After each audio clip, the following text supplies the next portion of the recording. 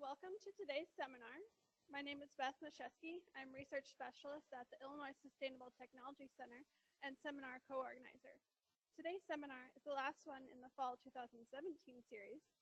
For more information on the Spring 2018 series, that will be coming out at after the new year. We will hold all questions until the end of the presentation, at which time I will come around with a microphone so that those online can hear your questions. For those viewing online, you can type in your questions at any time, and we will answer those at the end as well. And with that, I'm very pleased to welcome today's speaker, Erica McKenzie. Erica is an assistant professor in the Department of Civil and Environmental Engineering at Temple University in Philadelphia, Pennsylvania. Erica earned her PhD at the University of California at Davis, where she focused on non-point source pollutants and metal fate and transport in stormwater runoff and surface waters. She was also involved with Engineers Without Borders as a graduate student and was part of activities that included two project trips to Uganda. Erica was a postdoctoral scholar at Colorado School of Mines, where she conducted research on fate and transport of perfluoroalkyl substances in the subsurface environment. At Temple University, her research group investigates physiochemical processes, environmental chemistry, remediation, and fate and transport of environmental contaminants in both natural and engineered treatment systems at both laboratory and field scale. Please join me in welcoming Erica. All right, thank you very much, and I'm very pleased to be with you today. Thank you to the organizers for including me in this seminars series. As the introduction suggests and as the title slide says, today I'm going to be talking to you about perfluoroalkyl acids, which are a subset of perfluoroalkyl substances, and their fate and transport in the subsurface, specifically looking at the effects of water quality, co-contaminants, and chemical oxidants. So with that, let's get started. I want to mention up front that the experimental work that I will be discussing today was conducted during my tenure as a postdoc at Colorado School of Mines. And you can see the co-author list includes Chris Higgins, Bob Seacrest, and Don McCrae. And that was a great team to be working with great depth and experience and expertise on the topics at hand. This research was sponsored by CERTA, and the studies that we were doing were flow-through column studies that were about 3 weeks in duration. And so I want to make sure to mention I had some help with midnight column sampling with from various master's students that are listed. So much appreciation for those efforts. The experimental work that I'm going to be talking about today has been published, and so if you are interested in further details, you can look up either of the articles at the bottom of the screen, or I have my contact information at the end of the seminar, so please feel free to reach out to me and ask questions. Okay, so a little bit of background on poly and perfluoroalkyl substances. First, let's go ahead and admit that this field is one that is just ripe with a whole bunch of acronyms, so we'll try to keep it kind of simple. But these are synthetic organofluorine compounds, and the key points that we should bear in mind is that they typically have a charge group, and then they also have some aspect that has a great deal of fluorination. At times, they can also have sections that are not fully fluorinated, and so that's the distinction between perfluorinated, where it's fully substituted with the fluorines, and polyfluorinated, where it has some hydrocarbon sections. So these are synthetic compounds, and they've been in use for about 50 years in a variety of different applications. So this carbon-fluorine bond is very strong and quite unique, and it gives it a number of unique properties. And for this reason, it's used in paper that we use around our fast food industry foods. It's used in carpets as a stain-resistant approach. It's used in some of our textiles to give them breathability, and it's used in some of our cookware to give it that non-stick aspect. We use it in a lot of different applications, and we certainly appreciate it in our daily lives. There's a lot of different compounds that are included in this greater class of compounds, and so on the screen right now I'm just showing some of these different compounds. And once again, the things I want to highlight is that in these different cases there is this charge group right here, and then there's this perfluorinated tail component to them. The most widely studied group of the perfluoroalkyl substances is the perfluoroalkyl acids, or PFAAs, and these are also the ones that we studied in our experiments. And so these consist of two major groups. We have the perfluorocarboxylic acids, which have this carboxylic head group here, and then there are the perfluorosulfonic acids, which have the sulfonate head group. At environmentally relevant pHs, both of these head groups are negatively charged, and then they also have this variable chain length perfluorinated tail. You can see off to the right the different chain lengths that are shown. So the two that I want to call to your attention right now are PFOA, which is a carboxylic acid and is the most widely studied of the carboxylic acids, and PFAS, which is a sulfonic acid and the most widely studied of the sulfonic acids. And so most of the examples that I will be showing today will use one of those two because that's what people are most aware of, and at present that's where our regulatory efforts are centered. So PFASs are found ubiquitously in the environment across a wide variety of environmental and biological matrices. So they are everywhere, and probably everybody in the room has them in their blood. They're also worthy of concern because they have been designated, or some of the compounds have been designated as persistent. So we know that they do not chemically, biologically, or thermally degrade very easily.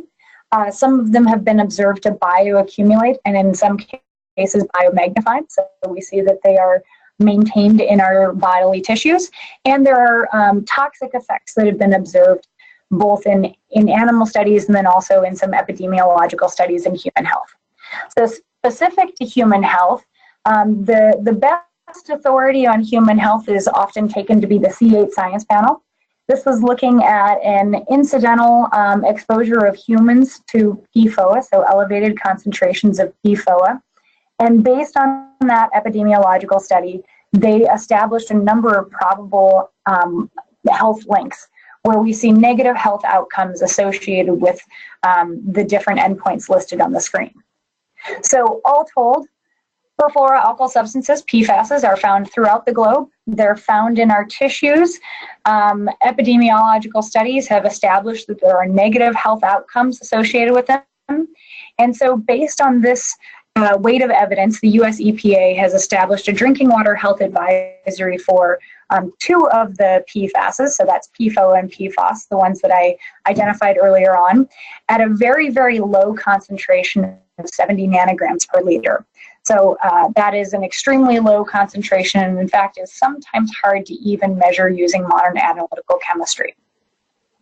Now, how much of a problem is this, you might ask? And so a study was looking at the number of Americans that are exposed to PFOA and PFAS in their drinking water at levels that exceed that health advisory.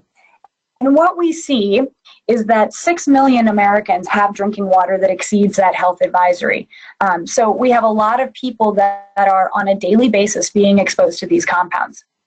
One of the other things that this study uncovered was that military sites, the presence of military sites within a watershed unit, were associated with elevated concentrations.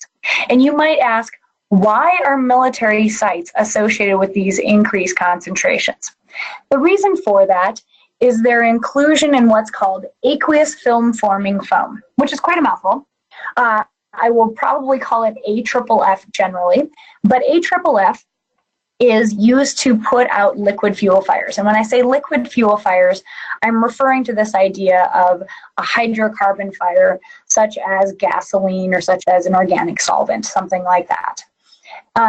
So what has historically occurred is we want our firefighters to be well trained in how to use aqueous film-forming foam to put out these, say, gasoline fires. And in order to train our firefighters, the practice was to put out some, say, gasoline or spent solvent, to light it on fire and to practice extinguishing it. However, the challenges with that was at times this occurred in unlined areas. And what we see, these arrows right here are intended to indicate that we had some infiltration of both the hydrocarbons or the solvents into the underlying groundwater, and also components of the AFFF. Now, various formulations of AFFF are acknowledged to include PFASs, and so that has been identified as a significant source of PFASs to groundwater and to subsurface contamination. Now, I think pictures are also always very visually compelling. So to give you a sense of what this looks like, this is just something I pulled from offline, and I don't know if the AFFF used in this example includes perfluorinated compounds. But here's an example where we have a massive fire. I believe that this tank is 500 meters squared. They have lit it on fire on purpose, and they are going to demonstrate extinguishing it using this foam. So here we have an example of a very significant fire. You have the timer down in the lower right-hand side showing how long it takes to extinguish it. And so here is as they are deploying the foam. And in less than a minute, what this video shows is they are able to entirely extinguish this massive fire associated with this gasoline-filled tank. So they're very, very effective at putting out fires. And once again, we appreciate those capabilities. We just want to also protect our groundwater resources. So that brings us to the study that we conducted. We were looking at PFAA transports, so those compounds that I highlighted that have the carboxylic or the sulfonate head group and the perfluorinated carbon chain. And we wanted to look at their transport through saturated porous media. We also wanted to look at the effects of co-contaminants and also a particular group of remediation strategies. Now, this study was novel for a couple reasons. First of all, we were actually doing one-dimensional flow-through column studies, and the studies that came before it were based on batch absorption studies in general. So this was actually assessing transport as opposed to just absorption. Secondly, it was also the first to be looking at chemical oxidants as they would be applied in a subsurface context. And what I mean by that is we were looking at the effect of chemical oxidants in the presence of porous media, in the presence of soil grains. So we've already heard a little bit about the motivation for this study, this idea that we have a contaminated subsurface that could contain not only perfluoroalkyl acids, but also these co-contaminants, so a gasoline or a chlorinated solvent. And we want to understand how these chemical oxidants might affect them. In this case, we're looking at a remediation strategy known as in situ chemical oxidation, which is typically abbreviated as ISCO. So ISCO is a fairly mature remediation approach, and in this approach, you inject chemical oxidants into the subsurface and allow them to interact with the contaminants that are already existing in that subsurface. So in this case, it could be targeting either the perfluoroalkyl acids, or it could be targeting some of those co-contaminants that might be present as liquid fuels. Our question becomes, how does this affect not only the perfluoroalkyl acids, in other words, can we degrade them, but also how do the application of chemical oxidants affect all of these other components of the subsurface, including the minerals, including the organic matter, and including any of these NAPL phases, these non-aqueous phase liquids, the co-contaminants that might be present, and how does that affect the fate and transport of our PFAAs? To answer these questions, we were conducting 1D flow-through column studies, and we were using a loamy sand sediment for these studies. We were working to create environmentally relevant hydrology, so our Darcy flux was about 37 centimeters per day, which is within the realm of realistic, and we ran these studies for around 3 weeks, once again, collecting samples at all manner of times, including at 2 a.m. and such. The oxidants that we were testing were activated persulfate, permanganate, and catalyzed hydrogen peroxide, and these were selected as oxidants that are commonly used in ISCO applications in the subsurface. So as I'm discussing my results, most of my results are going to be based on the effluent concentrations that we measured for the PFAAs themselves. But as part of this study, we also measured a whole bunch of other things that influenced or that informed some of our conclusions.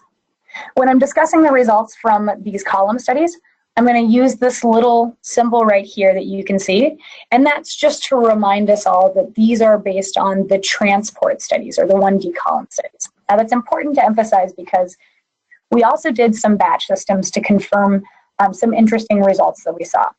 So when I'm talking about batch systems, I'm going to use this little vial right here to indicate that the results that I'm showing at that time are from the batch systems. Okay, so our experimental design included a number of phases so that we could assess before oxidant application, during oxidant application, and post-oxidant application. So we had an initial breakthrough where we started out with a column that contained no perfluoroalkyl acids, and then we started applying them and just monitored their breakthrough in the effluent side.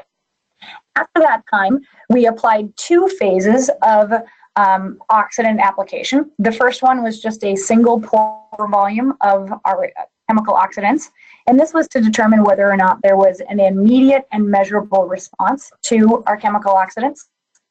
We'd also included an experimental phase that reflected 3 days worth of oxidant application, and this was intended to be a more environmentally relevant, sustained oxidant application to see if there was an effect there. After we stopped applying our oxidants, I should mention, we weren't sure what the outcome was going to be in that case, so that's the question mark there. After we stopped applying our oxidants, we then had 3 phases where we monitored our perfluoroalkyl acid transport in the oxidized system. So we weren't anticipating any degradation in this time, whereas we might have that during our oxidant application. But we wanted to see if the mobility of our PFAAs was changed in the oxidized systems compared to the initial breakthrough. All right, so let's ask some questions and then answer them. Our first question is, how are PFAAs transported in an unaltered porous media, both in the presence and in the absence of our co-contaminants? The co-contaminant that we selected for these experiments is tricholoroethylene, TCE, and we applied that to our columns in the push-pull methodology that we resulted in about 20 to 40% of the pore volume being filled with TCE. So here's some example results. This is breakthrough, so effluent concentrations, and those are shown by each of the dots. That's one sample. Each of our treatments was run in duplicate, and so the results shown on this screen are actually reflecting 4 columns worth of data. So based on these effluent data points, or these effluent concentrations, we then fit those effluent breakthrough curves using Hydrus 1D. And using Hydrus 1D, we were able to determine retardation factors, which is R here in this equation. So our retardation factor R is going to be related to our soil water distribution coefficient KD here, where we see that if our compound isn't sticking at all, in other words, if KD is 0, then our retardation factor is going to be 1. And this is what we would observe for a conservative tracer. And we did test conservative tracers and did observe this. Now, if KD goes above 1, indicating that we have some of our compounds sorbing to our particles or sorbing to something within the column, then we'll see a retardation factor that is greater than 1, and it will increase as absorption increases within the column. So to show you what our results look like, here's an example of the results. This is for a system that doesn't contain any TCE. And we see that we have our different compounds, our 11 different compounds organized on the x-axis. This dotted line here in the middle is breaking up our carboxylic acids versus our sulfonic acids. And our y-axis is the retardation factor, where here it's shown on a log scale. So some trends that I want to point out. First, we see that for our longer chain length compounds, we see that we have increased retardation associated with increasing chain length. And this is associated with a hydrophobic interaction. We have a 0.6 log increase in our KD value per CF2 moiety. And this is consistent with previously observed trends based on batch results. The second thing that we can observe is that some of our shorter chain length compounds do not follow that chain length trend. So in other words, we would expect, if it was just based on hydrophobic interactions, we would expect that as the chain links become shorter and shorter, that our retardation factor would also decrease, but this is not what we observe. And so what we're seeing is that some of these very short compounds are actually more retarded or are absorbing more to the column components than some of the medium chain link compounds. And this has been attributed to steric limitations for some of those longer chain length compounds. And it means that our really small and short compounds might be able to access areas within the porous media that the longer chain length compounds can't. The other thing that we observe, or the final thing that we observe, is that our sulfonates are more absorptive than our carboxylic acids for an equivalent perfluorinated chain length. So to take an example, I'm going to use here PFAS, which has a perfluorinated chain length of 8. And I'm going to take PFNA here, which has a perfluorinated chain length of 8. And if we look at their retardation factor, we can see that PFAS has a greater retardation factor than does PFNA. And so what that's saying is that it's not the perfluorinated tail that's causing it, it's something about the head group. And so that could be due to either hydrophobic or electrostatic interactions. It is consistent with what's been observed in literature from batch studies. So in other words, the transport that we're seeing through our columns before any oxidant is applied, and this is in the absence of TCE, is consistent with what we've observed in batch systems. So that's good news, or at least confirms what we would expect. Now we should ask the question of how does TCE affect transport in these 1D column systems? So the graph that I'm showing on the left, we have our breakthrough concentration on the y-axis, and our x-axis is shown in time. And if we look at this, you can see that the with TCE system has a slightly faster breakthrough than does the without or the no TCE system shown in crosses. And we're attributing that, at least partially, due to decreased pore space. Remember that 20 to 40% of the pore space was occupied by TCE NAPL, and so there's just less volume for the water and the contaminants to flow through, and so it ends up accelerating your transport. Now, when we look at this on a pore volume basis, meaning accounting for the fact that there is less open area for water to flow through, you can see that now the with TCE case is slightly slower than the no TCE case. Now this is all eyeballing it, so it's not very quantitative, and we're going to use retardation factors again to look at it in a more quantitative way. So if we look at the retardation factors for a with TCE versus a no TCE case, we can see that the retardation factor is statistically significantly increased for many of our compounds.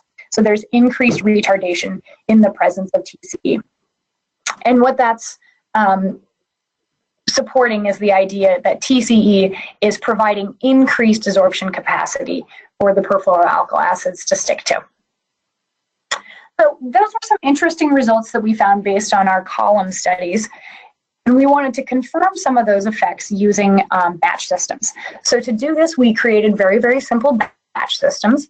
These have water and they have TCE, so there's no soil present in them. And the experimental design that we employed had different ratios of water to TCE. And so what that allowed us to have was constant surface area, both our low TCE volume here, which is 3 milliliters, and our high TCE volume here, which is 10 milliliters. They had equivalent cross-sectional surface area or interfacial surface area, but the volume of TCE was different between the two treatments. So when we look at the results there, we can see this is for a log K TCE, so looking at a partitioning effect. We can see that for the most part, there are not statistically significant differences between a low and a high volume of TCE. When we look at the fraction of our perfluoroalkyl acids that are associated with the TCE, we can see that there is a substantial, both visually noticeable and also statistically significantly different fraction associated with the high volume of TCE. And so what this suggests to us is that because we have, taking the shorter chain length carboxylates here as an example, because we have a much higher fraction of them associated with the TCE when there's more TCE present, it suggests that it's not just accumulation at the interface, but that we're also actually having an absorptive or a partitioning effect where the PFAAs are moving all the way into the TCE NAPL phase and are not just existing on the interface between the water and the NAPL phase. So this confirms both that TCE can provide additional absorption capacity. So that's one thing that it confirms. The second thing is that it opens up the door to multiple mechanisms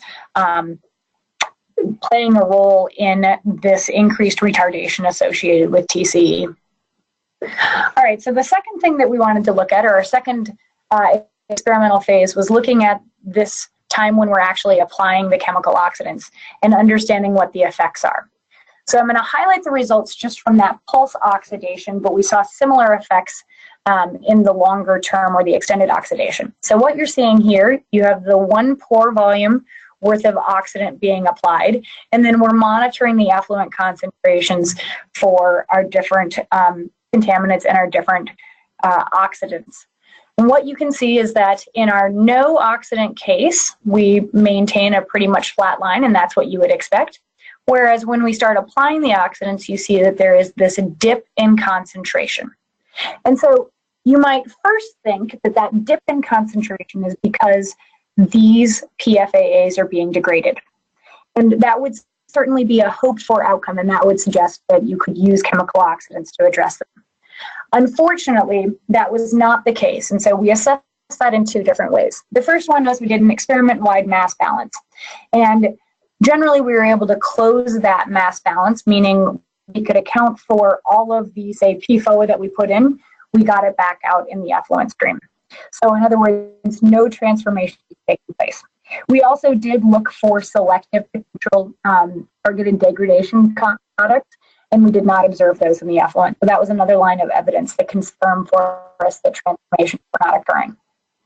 So if we're not degrading our compounds, what is causing this dip to occur? And we believe that increased absorption in the presence of these oxidants is responsible for that dip. So what we're seeing, and as the graph on the left shows, is that activated persulfate had the greatest effect, and then catalyzed hydrogen peroxide and permanganate both caused noticeable dips, but they were not as substantial as activated persulfate. Not showing the data, but we also observed that our longer chain length compounds were more affected by this pulse oxidant application and also the extended oxidant application. And that we saw that when TCE was present, that there was a greater effect. So we believe that potentially changes in aqueous chemistry are responsible for this increased absorption when our oxidants are applied. In order to investigate that a little bit more fully, we again did some batch system tests. So we selected pH values that were representative of those that we were seeing in our oxidized systems. And we also added iron into our batch systems. And we selected iron values that were representative of the different activated persulfate or catalyzed hydrogen peroxide values. So here is a 3D plot showing the effect that occurred for PFAS. So on the x-axis you have pH. On the y-axis you have the sum of polyvalent cation concentrations, and then the color of each dot. So each dot is one batch system, and the color of the dot indicates what the soil water distribution coefficient was that we observed. So in other words, these dots down here that have kind of this pink purple value, they're going to be somewhere around 1.2 to 1.4 as a log KD, whereas these dots up here that have the green to yellow value, these are going to be associated with systems that had log KD values in the 2 to 2.2 kind of range. So across the board, what we're seeing is that we ended up doing statistical analysis to relate our log KD values with our polyvalent cation concentration and with our pH. And what we determined, or what you can see here, is that our absorption increases as we have lower pH values and as we have increased polyvalent cation concentrations. Our statistical analysis revealed that polyvalent cation concentrations were more important or did a greater job of accounting for the variability in our KD than pH. But also we see that there is a trend where decreased pH was often associated with metals. I should mention that we did evaluate the case where we just compared it to our iron concentration, since that's what we were using as an amendment. But we found that the cumulative polyvalent cation concentration was a better predictor than just iron. And we also saw that, especially at some of these low pH values, we had substantial amounts of polyvalent cations being released from the soil. We attributed these effects, so this increased absorption up here in this range, to be associated with changes in the soil organic matter and the charge associated with it. All right, so now we want to look at what happens in our oxidized system. So again, we've applied a pulse and an extended oxidant time, and now we're flushing out that oxidant, and we want to see how our PFAAs behave in the system that has been exposed to oxidant, but no longer has it present in the system. So here's an example. This is, we're looking at PFOA in our TCE-free columns, and I'm starting out by just showing you our no oxidant, which we're using as a reference. Now, first, I'm going to add in our persulfate and our catalyzed hydrogen peroxide line. And what you can see here is that both of those two systems were fairly similar to our no oxidant case. And actually, when we look at the retardation values for our different PFAAs and our different oxidants, we see that our permanganate and our catalyzed hydrogen peroxide were either very similar to or actually slightly faster, in other words, decreased retardation compared to our no oxidant system. Now, the reason for that is potentially a couple things.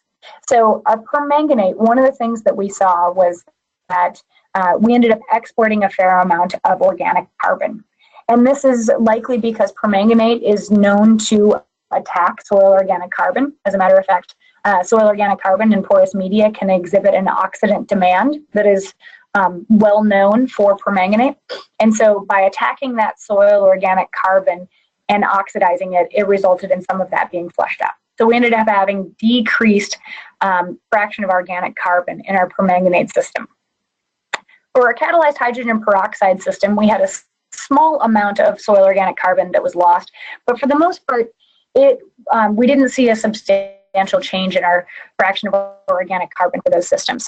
So instead, when we're seeing increased or accelerated transport in our CHP systems, we think it's due to changes in the soil organic matter structure. It's still there. We still have the same amount of soil organic carbon, but just what it's sharing or what is being exposed to the water has changed a little bit, and therefore the attractiveness has changed slightly. So those slightly nuanced differences. What we do see a substantial effect in is with our persulfate case. And in our persulfate case, you can see that there is a very noticeable difference and a very noticeable increase in transport times and increased retardation associated with the persulfate. So we saw that substantial dip in our persulfate exposed column during the time that we were applying persulfate. And we see that we still have decreased mobility in our persulfate system even after the persulfate itself is flushed out. So again, we're thinking that this is not due to the presence of persulfate itself, but instead due to changes in the aqueous chemistry of those columns. So the persulfate system had lower pH and also had elevated polyvalent cation concentrations throughout the remainder of the experiment. And we believe that this is largely responsible for this decreased mobility. So some tying together comments for our oxidized system mobility.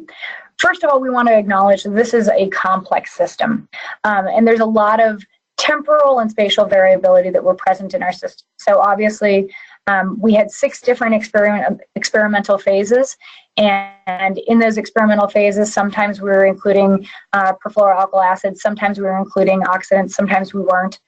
So there's a lot of things that change over time. But even more than that, well, we're going to assume that we started out with a pretty consistent system spatially in the start. By the end of our experiment, we hadn't seen complete breakthrough for several of our oxidants. We also hadn't completely flushed out the TCE. And so there's going to be a greater change on the influence or the leading edge of our column than on the trailing edge of our column. So there's going to be some spatial variability in here.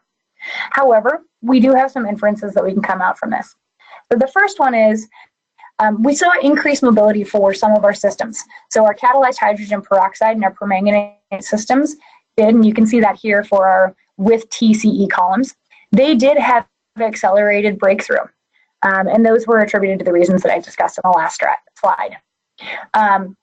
So in our in our activated persulfate, we saw decreased mobility, so increased retardation here, and we associate that with our water quality changes. We did see consistent trends, so here I'm showing PFAA, but we saw similar trends for many of our different PFAAs, so this was across the suite that we were looking at.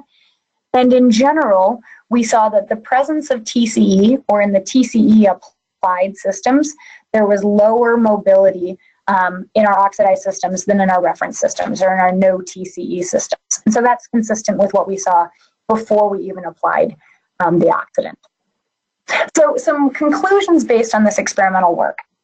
The first thing is that TCE results in decreased PFAA mobility. The second thing is that, unfortunately, based on the results from this study, it doesn't seem like these chemical oxidants are an effective strategy for degrading PFAAs. However, during the time of application, they will sometimes decrease the mobility.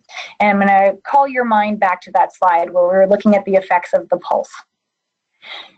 In our oxidized system, we see that there was mixed results. So catalyzed hydrogen peroxide and permanganate slightly increased our PFAA mobility, but persulfate very significantly decreased our PFAA mobility.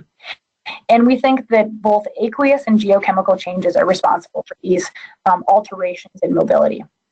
The most important take home here is that applying chemical oxidants to the subsurface will change the mobility of PFAAs both during the time that oxidants are being applied, but also following that application. And therefore, site characterization is a very important consideration for the use of ISCO, where PFAA contamination is a concern. But one of the things that was really interesting that came out of this experimental work was this idea that our aqueous chemistry could really significantly impact the mobility. And so here again, I'm just going to highlight this persulfate region. And we're attributing this to the idea that we have these changes, particularly in our soil organic matter and the electrostatics there, that are responsible for this. So we had, I think maybe 48 vials that we tested, and that was a decent bit of experimental work, but we wanted to extend our results even further. And so put this in context, like I said, we were looking at some pretty significant, maybe around 1 log differences for, say, PFAS associated with aqueous chemistry changes. Let's look at some results in the literature. So a review in the literature that's looking at here PFAS, and you can see here in this column that lists a whole bunch of log KOC values for PFAS from various different studies. One of the things that you can see is that there's about a 200-fold difference in our log KOC values, in our KOC values when we just look at soils and sediments. So that's a really big difference that's being observed across a lot of different studies. Just to highlight the average and the standard deviation. So here you can see that the average log KOC value is around 3, and the standard deviation is around 0.7. And so just going 1 standard deviation above and below that log KOC value, that still shows that there's about a 30-fold difference in those values. So there's a lot of variability that we're observing in our absorption capacity. So where do we stand? We don't really understand all the factors that are influencing PFAA absorption. And I say that particularly in light of looking at those KOC values that already account for the amount of organic carbon that's present. both the study that I was just discussing and then also a couple other studies in the literature have articulated that organic carbon is important, but also there are other factors like water quality that can really influence PFAA absorption. So we wanted to look at that a little bit further. All right, so we already saw this plot, and it shows once again that we have some noticeable changes based on our aqueous chemistry. I'm going to highlight now our statistical results. So here we're seeing we have our different compounds on the x-axis, and then these are the estimates associated with the statistical models. And so what we can see is that the log of our polyvalent cation concentration had a greater influence and was a better explanatory variable for our log KD values than pH. Both of them were statistically significant at times, but we saw that there was a greater effect associated with polyvalent cation concentration.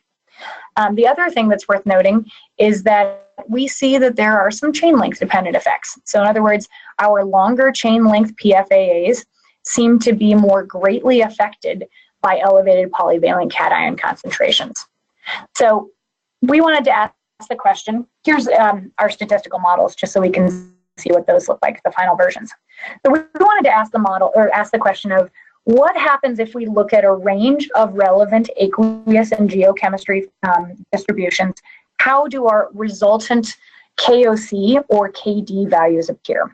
And so we, based on values from the literature, so USGS values for pH and cation concentrations, and for fraction of organic carbons, we developed a Monte Carlo simulation that would look at 100,000 iterations, looking at representative input distributions to determine what our resultant distribution coefficients look like. And so you can also combine this together with some hydrogeology, but for this presentation, I'm just going to focus on the aqueous and the geochemistry and how that affects our distribution coefficients.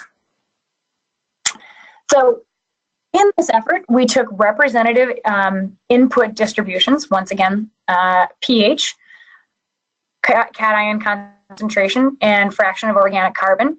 And based on those distributions, we can investigate to see what the effects are on our absorption capacity. So here's an example for PFAS. It's things to note, it's always going to follow the statistical model that we put in. So in other words, I used the statistical models that were developed based on the batch studies from the previous experience that I discussed. And so it's going to follow those statistical models and the input distribution. But unlike those batch studies that took several weeks to complete, this can be, once you've written the code, it can be run in a matter of seconds. So it's quite easy to produce a lot of data really quickly. Now, one of the things that I want to highlight, this here is PFAS. We looked at its distribution based on the review paper, and the average log KOC value for PFAS based on that review paper was 3. And what we see here for representative groundwater input distributions and the statistical models from this study, we see that the best estimate, or this central estimate, right here is right around 3 as well. So in other words, our statistical model and representative input values are producing very similar results to what that review paper saw as well. So 2 endpoints that I'm going to be looking at here, and this is just in case people aren't familiar with these. So KD is the soil water distribution coefficient, and it's a ratio of the bound versus aqueous concentrations. And then KOC is the KD value that has been divided by the fraction of organic carbon. And once again, that's just to account for the fact that in many cases we assume that the organic carbon is the dominant absorbing sites. So when we look at our results, for our log KOC, this is going to reflect both pH and cation concentration inputs, so our representative distributions, and our statistical models that we discussed previously. And what we see for outputs are shown up here in the top. So our outputs confirm that some of our compounds, or our compounds that are more affected by pH and cation concentration, end up having broader distributions. So to highlight 2, our statistical model for PFBA, shown here in gray, only reflected the intercept. So therefore, based on that input set, no matter how many combinations of pH and cation concentration we include, we're only going to get one output estimate, and that's just the intercept, so one value. By contrast, we saw that here, PFUDA is going to be very substantially influenced by cation concentration. And correspondingly, we see that the log KOC distribution is very broad for PFUDA. So this confirms that under this set of input distributions for pH and cation concentration, that there is a lot of different values that PFUDA can have for the log KOC. One of the other things that we observe is that our rank order doesn't really follow chain length. And so we see that, yeah, our longer chain length compounds are out here at the highest log KOC values, but our shorter chain length compounds are all kind of grouped down here and overlapping in together. And this is related to this trend that has been observed in the literature where our smaller or shorter chain length compounds don't follow that chain length effect. For log KD, we're now introducing a representative distribution for a fraction of organic carbon. And we see that in this case, our KD distributions are broader because they represent an additional input distribution, so that fraction of organic carbon. We also see that our chain length effects are still not observed, just as they weren't in log KOC. So in summary, we can see that stochastic modeling can be a really useful approach. Compared to the 48 vials that I experimentally assessed, this gave me 10,000 data points and allowed me to more thoroughly assess the final distribution. However, it's always worth noting that this is only going to be as good as the assumptions that you make and the supporting data that you have.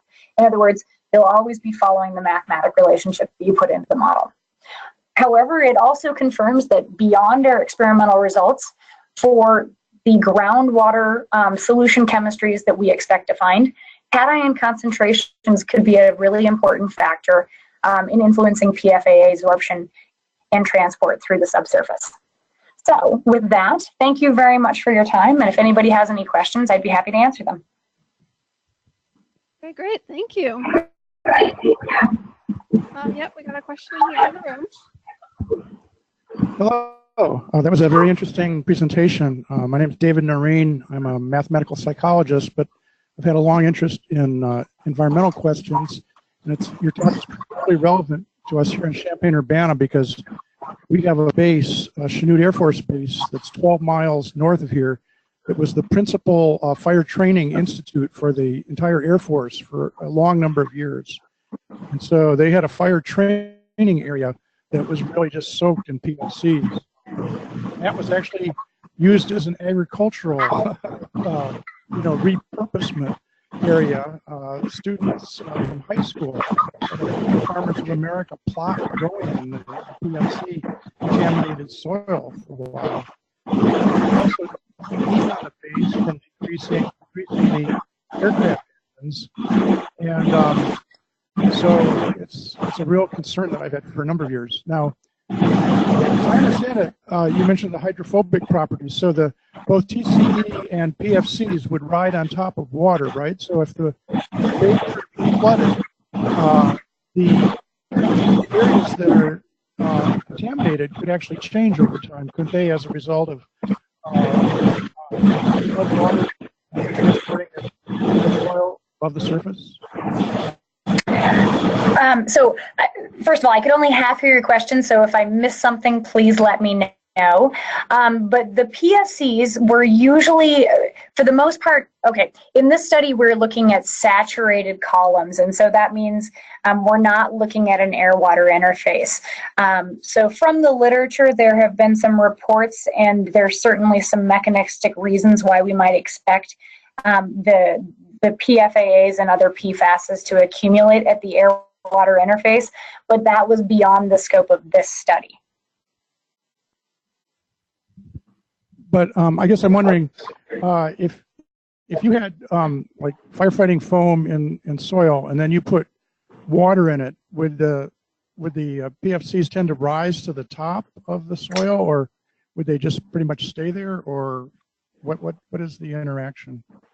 So one of the things that people have seen is that compared to other more traditional classes of hydrophobic organic contaminants, the PFASs have comparatively high solubility limits and are found to be much more mobile than a lot of other contaminant classes that we've looked at.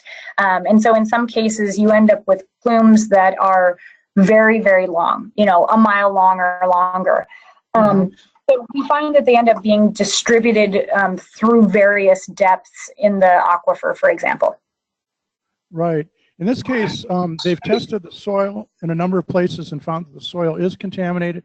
They've also tested the aquifer, the Wisconsinian, which is the groundwater in the first level, and found extensive contamination there. They've actually done some methods to treat it, the aquifer, that sound like what you're talking about, although I don't have the details on it. But the one thing they keep saying, though, is they feel like their plumes always are in the same places. And I find it hard to believe, because there have been times when we've had a really rainy spring and there's a huge, you know, just pool of water there that seems to me would be transporting it possibly to different places than it had been in the past. So that's why I was asking this question. Right. So I can't speak to that exact comment, but certainly this study and various other studies have shown that especially those longer chain length compounds do tend to stick to the soils. And so you see that those shorter chain length compounds, you know, they're less hydrophobic. They want to be more in the aqueous phase, and so they're more mobile, while those longer chain length compounds do tend to stick more to the soils or absorb more to the soils. I see. And so the reason that PFOA and PFOS have been looked at so intensely is because of the standards that are in drinking water, but all these other ones that you were looking at, those are equally harmful, like in terms of their you know, effects in humans and animals, but they just haven't been regulated yet, or I'm not sure about that issue. This is when I have to go with the standard line that I'm not a toxicologist. So certainly, based on my knowledge, PFOA and PFAS are the most widely studied ones. And because they have been so widely studied, that's kind of the root of establishing this drinking water health advisory. So some things that have been seen in the literature is that the longer chain length compounds are more bioaccumulative, and the longer chain length compounds are also the ones that are more likely to biomagnify. So there are some you know, well-defined health concerns associated with the longer chain length compounds.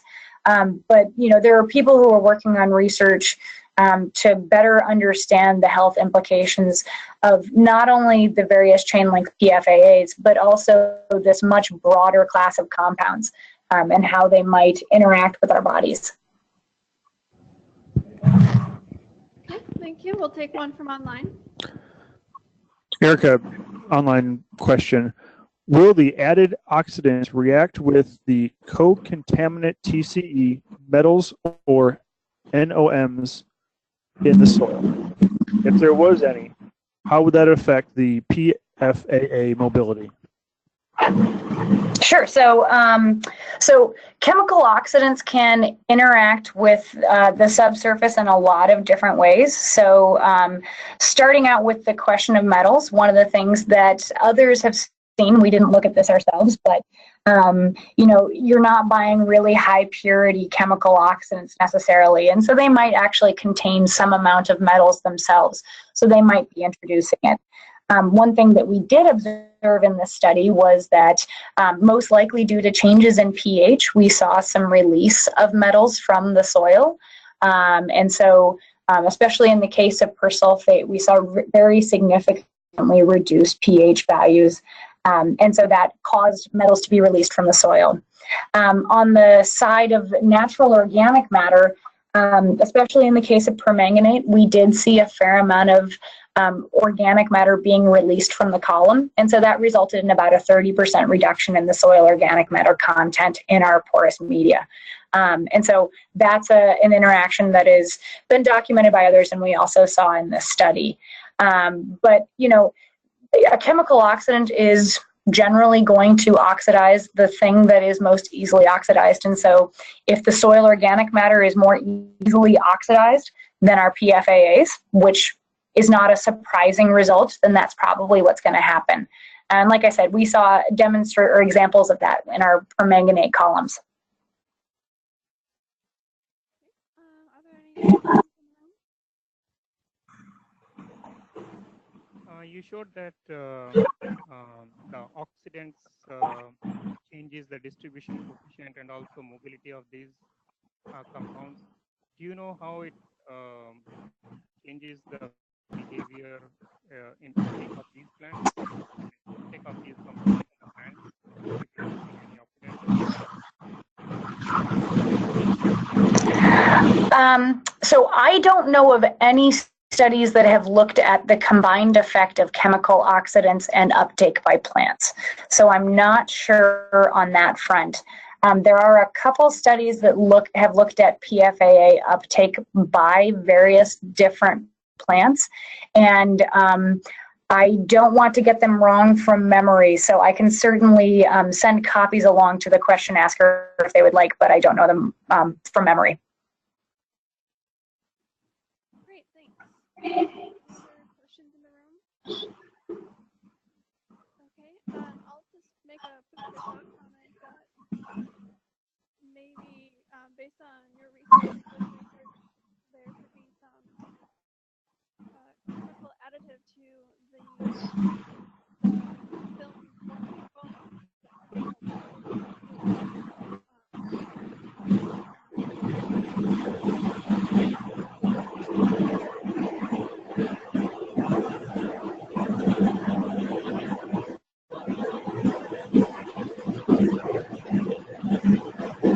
Okay, a little technical difficulty on our side.